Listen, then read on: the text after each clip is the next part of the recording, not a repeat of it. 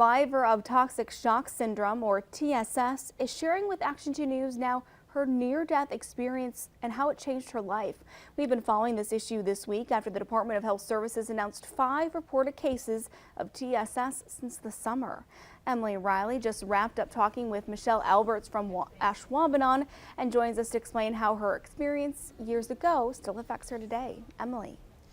Brittany, in 2007, Michelle said she was feeling feverish and noticed what looked like a sunburn on her face. After consulting with doctors, they determined she was suffering from a rare case of toxic shock syndrome.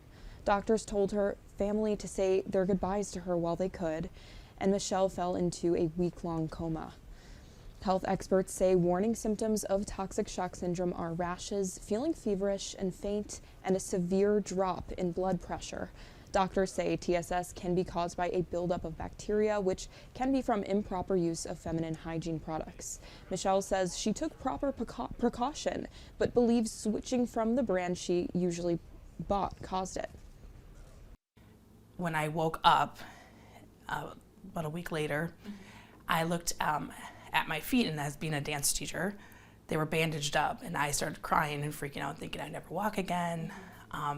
But they said because my organs were shutting down, the last thing they worry about are your appendages. To this day, Michelle's immune system is compromised and she still has nerve damage.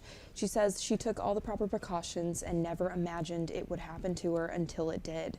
She hopes more people will understand the importance of proper use of feminine hygiene products and to be aware of the warning signs. Brittany? Emily, thanks. This week's warmer temperatures are coming